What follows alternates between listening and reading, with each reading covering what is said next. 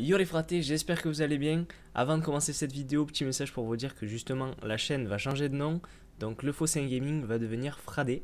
Tout simplement le montage de mon nouveau PC. Donc en fait j'ai amélioré mon PC, j'ai tous les composants sous la main. Voilà, donc j'ai changé de processeur, j'ai changé la lime, j'ai changé le petit SSD qui va bien, SSD NVMe. J'ai changé également la carte mère. Voilà, pour partir sur de bonnes bases pour l'avenir. Donc dans cette vidéo vous allez voir l'upgrade de mon PC, donc démontage des anciennes pièces, montage des nouvelles pièces. On va un petit peu parler de tout ça par exemple. Et je vous ai mis le lien en description de tous les composants que j'ai changés via Amazon. Donc je suis en partenariat avec Amazon. Si vous passez par Amazon, j'ai un petit pourcentage. Donc vous, ça vous coûte pas plus cher, moi ça m'aide un petit peu. Mais pas besoin d'aller sur Amazon, alors ils ont des très bons prix. Mais pour la carte mère par exemple, je suis passé par Top Achat il me semble. Voilà, donc je vous conseille le dénicheur pour checker les meilleurs prix. Amazon sont souvent bien placés, mais c'est pas toujours les meilleurs. Donc allez voir sur le dénicheur, vous tapez ce dont vous avez besoin et ça va vous comparer les prix. C'est vraiment génial. Je vais essayer de vous mettre le lien aussi du site si c'est possible. Et on est parti pour la vidéo.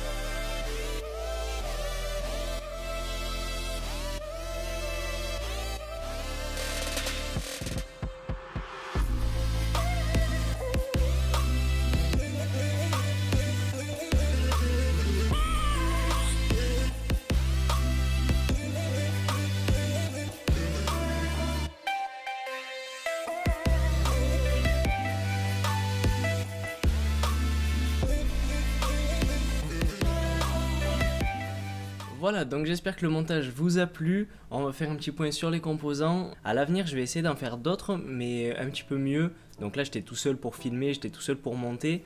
Je vais, je pense, prendre un petit peu plus de matériel.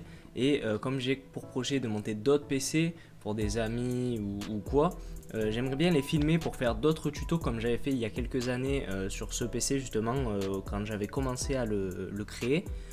Pour faire des tutos justement, vous montrer les petits tips qu'on peut avoir sur du câblage ou comment monter un PC tout simplement pour les débutants. À savoir que moi au fur et à mesure je m'améliore aussi avec l'âge et au fur et à mesure que je monte des PC. Donc voilà, j'aimerais bien faire plus de vidéos de ce type sur la chaîne et on va partir tout de suite sur les composants. Donc premièrement, vu que je change la plupart de mes composants et que je pense pour le futur améliorer aussi mon PC, changer de carte graphique, etc. Le premier composant que j'ai changé, c'est l'alimentation. L'alimentation, en fait, je l'ai prise en fonction de tout ce que les composants que j'ai changé, le processeur, la carte graphique qui consomme plus qu'avant, que au passage je vais overclocker également. Donc si une vidéo sur l'overclocking vous intéresse, n'hésitez pas à me le dire en commentaire. Et donc tout simplement cette alimentation, je suis allé sur différents sites, je vais vous les mettre en description, pour calculer la nouvelle puissance de mon PC. Donc on rentre les composants, on rentre le processeur, on rentre la carte graphique, c'est le plus important, c'est ce qui consomme le plus. Je dis dans les logiciels que je vais les overclocker et ça me calcule assez précisément entre guillemets. On peut toujours être plus précis, mais franchement pour des débutants ou des niveaux intermédiaires en montage, je pense que ça fait largement le taf ces logiciels. Et donc ça me sort la nouvelle alimentation. Avant j'avais 650 watts. J'étais plus ou moins encore bon, j'étais limite. 750 watts, c'est au moins je suis en dessous des 80% d'utilisation. Et en fait, à savoir qu'une alimentation, pour être vraiment optimale, il faut déjà avoir un rendement donc vraiment bon. Le rendement, c'est ce qui est certifié là, la 80 plus Gold. C'est en fait, petit conseil si vous voulez monter des PC plutôt performants, si vous allez tirer un petit peu sur les alimentations, privilégiez vraiment le Gold ou le Platinum. C'est le rendement de l'alimentation, donc on peut avoir 750 watts, mais si le rendement il est bidon, l'alimentation elle sortira pas les 750 watts. Faut savoir aussi qu'une alimentation, si on lui tire 100% ou 110%, on peut, mais c'est vraiment pas bon, ça va l'abîmer, les composants vont peut-être être moins performants. Du moins l'alimentation elle va prendre sur elle. Donc une alimentation peut très bien fournir 110%, donc plus de 750 watts, mais l'idéal sur une alimentation c'est d'être aux alentours des 80%. Là on est vraiment optimal. Donc admettons, moi avec la consommation que j'avais, là je crois que je suis un peu en dessous des 700, je suis dans les 600 et quelques. C'est voilà, j'ai visé 80% j'ai visé 80% tout simplement sur cette alimentation. Savoir aussi qu'Asus est une très bonne marque, Corsair le fait également aussi il me semble.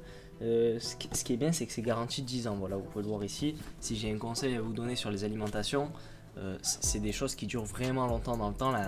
L'alimentation que je viens de changer, là, celle que j'avais avant, était une Corsair série HX justement, et je l'ai gardée au moins, il me semble, une dizaine d'années, et j'ai eu aucun souci avec, et elle a changé. C'est moi qui ai voulu la changer pour passer sur quelque chose de un peu plus performant, mais elle marchait toujours très bien. Donc une alimentation, vous pouvez la garder très longtemps.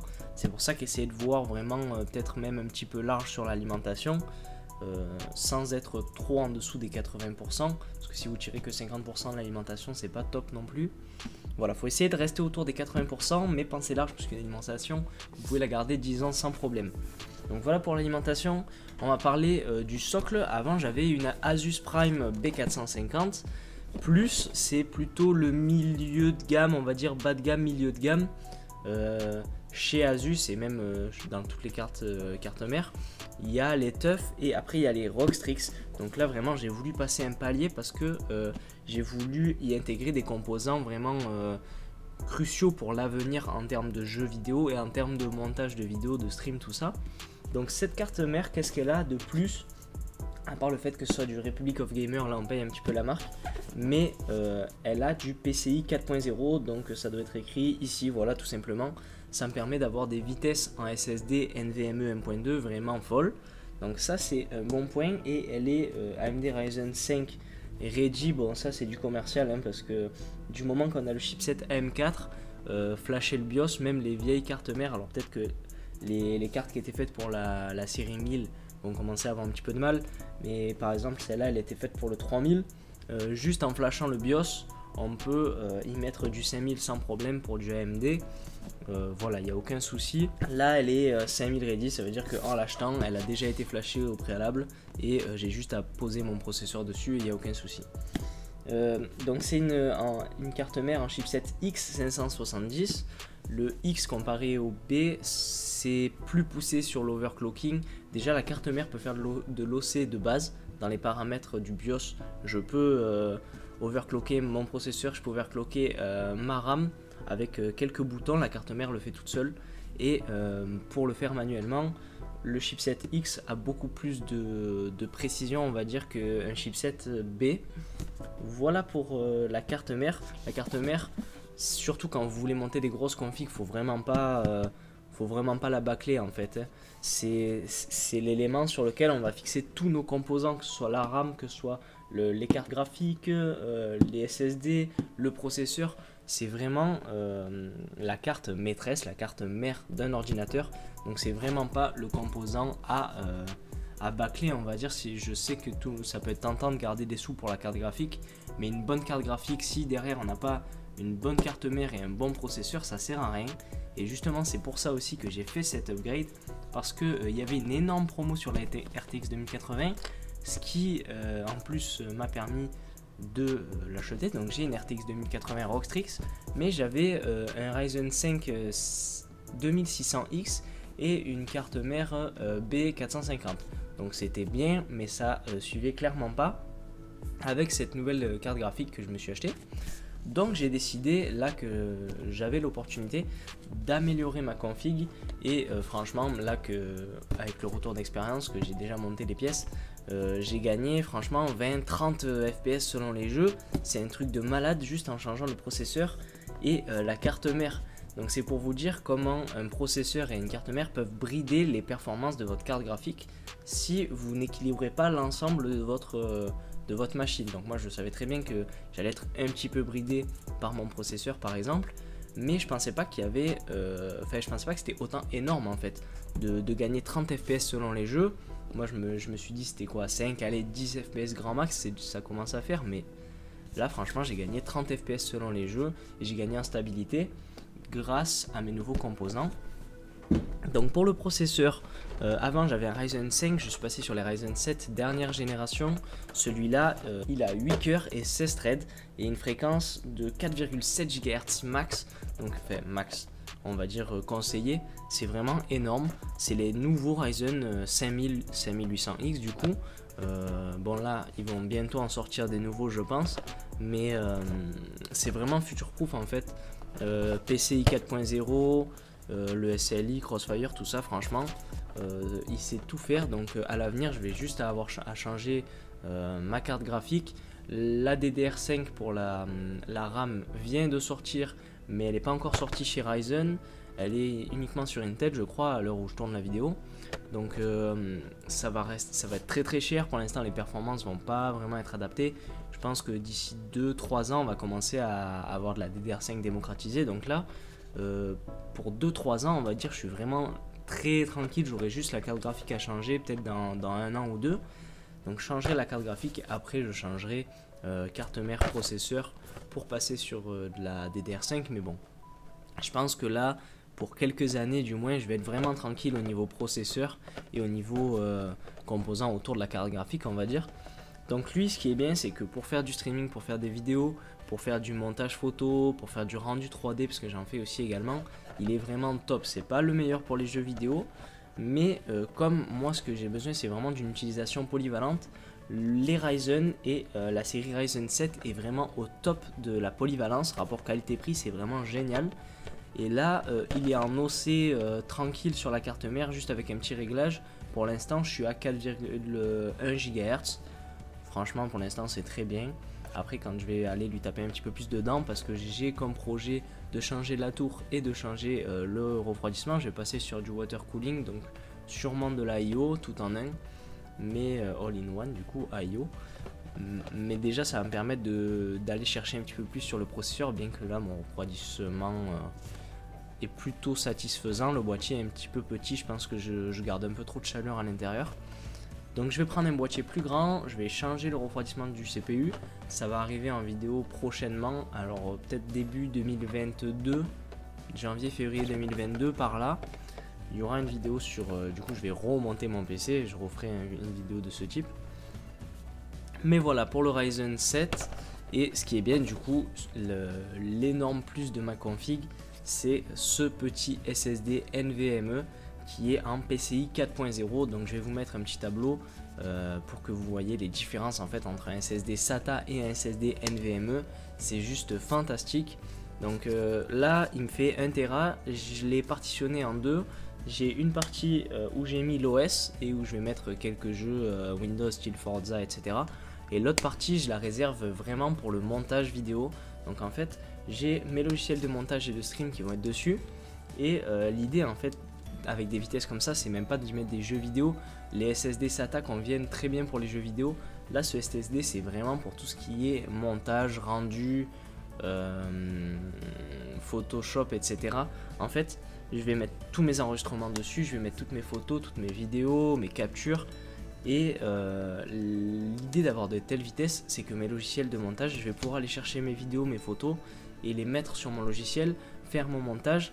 Et ça va être comme ça quoi, en fait c'est tellement rapide que pour le jeu vidéo ça va venir les optimisations. Là rien qu'avec Windows 11 on commence à avoir des fonctionnalités qui tirent parti de ces vitesses là, parce qu'il y a la next gen, parce qu'il y a la PS5 et la Xbox Series X. Mais jusqu'à présent en fait sur les jeux vidéo un SSD SATA ça suffit largement, et encore je pense d'ici encore un an, au moins un an sur PC, un SSD SATA ça suffit. L'intérêt de ces SSD là en PCI 4.0 avec ces vitesses là, c'est vraiment pour travailler, pour faire du rendu, pour faire tout ce qui est création avec des logiciels de création. Et là vraiment on tire vraiment pleinement parti de ces petits SSD. Voilà, j'ai beaucoup parlé, il y a eu un petit peu de montage et j'ai beaucoup parlé, mais j'espère que ça vous a plu ce format. N'hésitez pas à me faire vos retours dans les commentaires. Et je vous dis à la prochaine, à très vite les fratés sur la chaîne. N'hésitez pas surtout à vous abonner, activer la cloche et le like, ça fait plaisir.